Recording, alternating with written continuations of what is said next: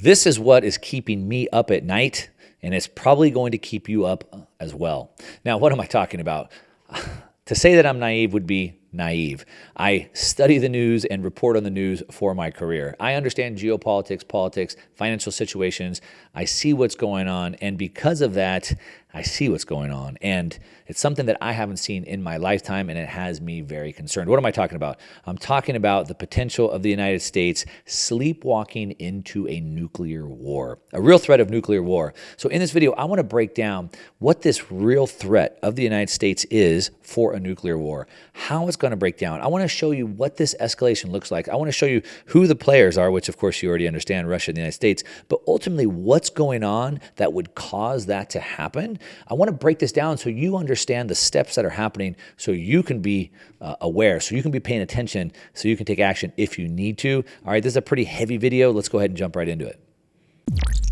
So as you can see, this email says here, because the Cold War is in the distant past, most people, especially younger people, haven't thought a lot about nuclear weapons and nuclear deterrence. So I haven't really spent a lot of time thinking about that. I haven't thought about how nuclear war would play out. Where would be the target? Now, I'm in Southern California. I would think I'm probably in one of the number one targets in the entire United States. Where else? I don't know. Maybe it's Texas, maybe New York, East Coast. I don't know, but I would probably like to know that. I haven't spent a lot of time thinking about it. But we can see it's not just me. Joe Biden's national security advisor, Jake Sullivan, he was only 12 years old when the Berlin Wall came down in 1989. So he's a little bit younger than I am. So he hasn't thought about this very much as well either. He wasn't alive the last time we had this. He doesn't have the wisdom to understand this. Now, it says here, if we think about this, because I haven't, no one starts out wanting or expecting a nuclear war. Of course, who would want that? Who would want mutually assured destruction? Instead, what happens is two sides confront each other. One side escalates, the other side retaliates, and so on until one side or the other is backed into a corner and uses tactical nuclear weapons as a last resort. So, like all escalation, it starts off small. You look at me weird, I say something mean. You threaten me, I push you. You punch me, I get a knife. You get a gun, right? And it escalates up that ladder. Nobody starts off wanting to shoot someone, but that's how things would escalate very quickly.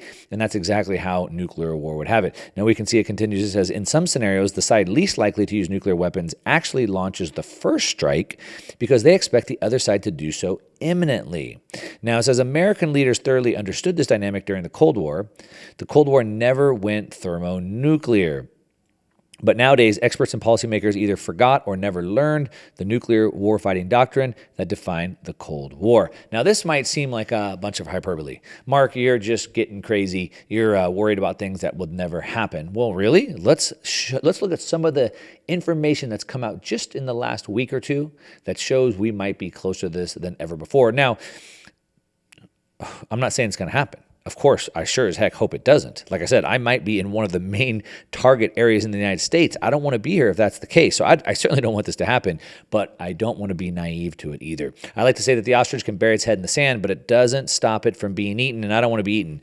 So what path of escalation are we on right now, and ultimately where are we at? So look at this story that just came out this week from the New York Times. It says here, a commando network coordinates a flow of weapons in Ukraine, the officials say. A secretive operation involving U.S. Special Operations Forces hints at the scale of the effort to assist Ukraine's still outgunned military. So what's going on here? Russia, Ukraine. Ukraine's not part of NATO. NATO is a pact that the United States and Europe is in that will all work to defend each other. That was put in place because of the Cold War. And so the United States would protect everybody else. Now, Ukraine is not part of NATO. And as a matter of fact, part of this war started because of the fact that Russia said, we want assurance that Ukraine will not join NATO. And of course, the U.S. wouldn't give that assurance. And of course, now here we are in this scuffle. So Russia is fighting with Ukraine. The problem is that Putin put a red line in the sand, said, hey, give us this assurance and we won't attack. The U.S. wouldn't. He attacked. So he drew the proverbial red line. We crossed it. He followed through with what he said. Now, he said, hey, look, we understand what you're doing. We understand the United States is causing what's called a proxy war. You're using Ukraine to fight against us without saying that you're really there. If you continue to supply weapons and munitions to them, we'll consider you in war with us. We're not going to consider this a proxy war, and we have nuclear weapons and we'll use them. So that's what he said, another proverbial red line. And here we are crossing the proverbial red line. Now, if he's half as crazy as our leaders make him out to be, the mainstream media makes him out to be, then why wouldn't he do it? Let's dig in a little bit further here.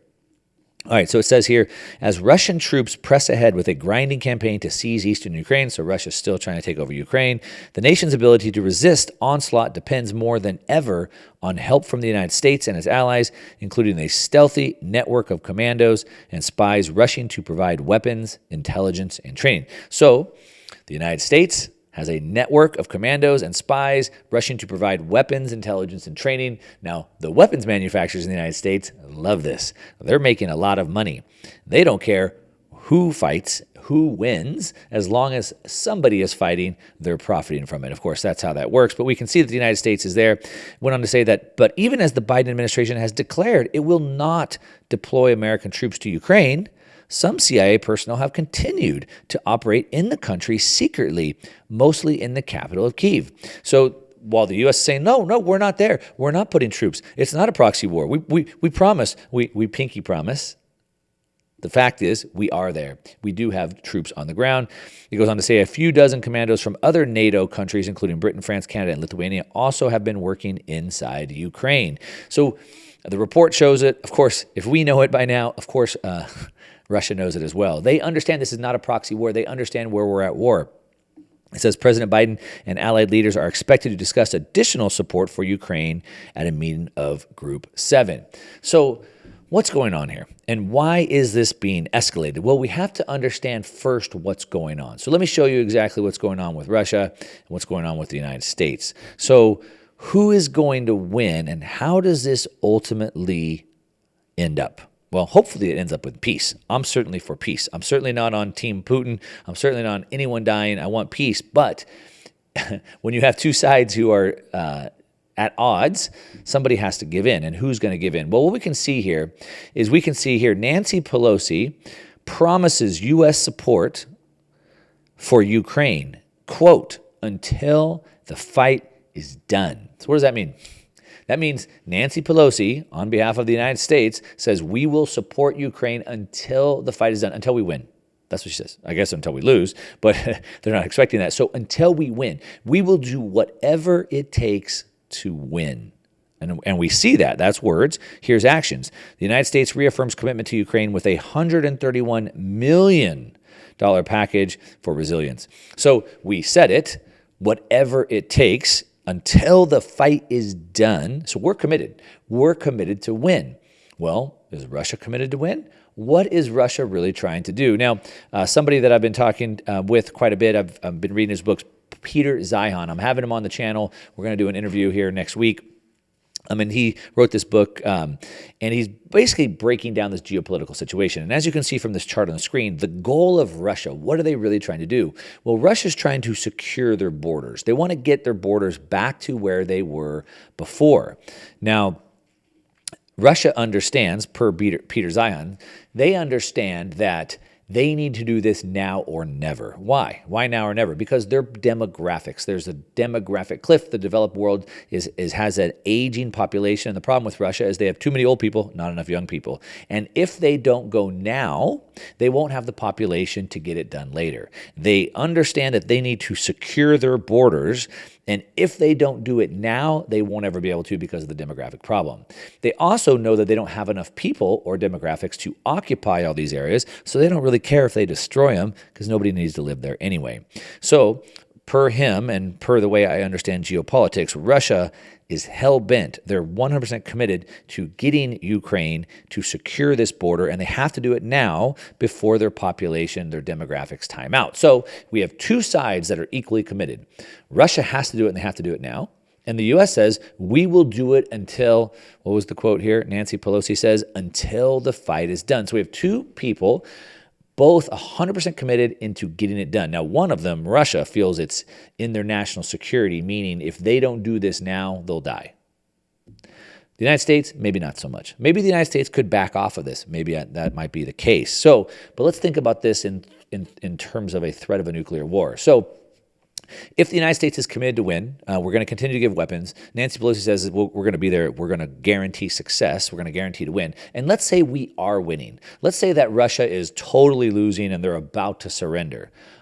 Why? Why would they surrender? Why wouldn't they just use nuclear weapons at that point? You see what I'm saying? Let's take a look back to this article here. So it says here, Professor Mersheimer broached the possibility that nuclear weapons might be used in Ukraine, and that might even lead to a nuclear exchange between Russia and the United States. If American policy succeeds and the Russians are losing to the Ukrainians on the battlefield, he said, Putin might turn to nuclear weapons to rescue the situation. Why wouldn't he? If he's 100% committed, he's already said he would use them. And if Moscow looks as if it will prevail, if Russia looks like it's winning in that event, there would be great pressure on the United States and its allies to get even more deeply involved in the fighting. So if Russia's winning, the U.S. and the NATO allies have to get more involved. If we get more involved, we start winning, then Russia goes back to nuclear weapons. You see how this escalates very quickly. Now, I don't know how this is going to turn out. Neither do you, but it's something that you should be aware of. I don't have a very good thing for you to say how to prepare. The thing I'd say is be aware of what's going on. Don't bury your head in the sand. Understand the situation that's going on. The more pressure that the United States and the NATO allies continue to put on Russia, the more this bear, the Russian bear, is backed in the corner and is a threat. For the first time in my life, it looks like there's potential nuclear war. Now, if that's not enough, I'll do separate videos on this, but we have Iran and Israel nuclear threat, and we also have one over in Taiwan. 3 in the world right now. We'll get to those later if you want. You can leave me a comment if you want me to break those down for you as well. But stay alert. Pay attention. Have a plan. All right, that's what I got for you today. To your success. I'm out. Since you've stayed to the end, I know you like this video, which means you're probably going to really like this video right here and this video right here.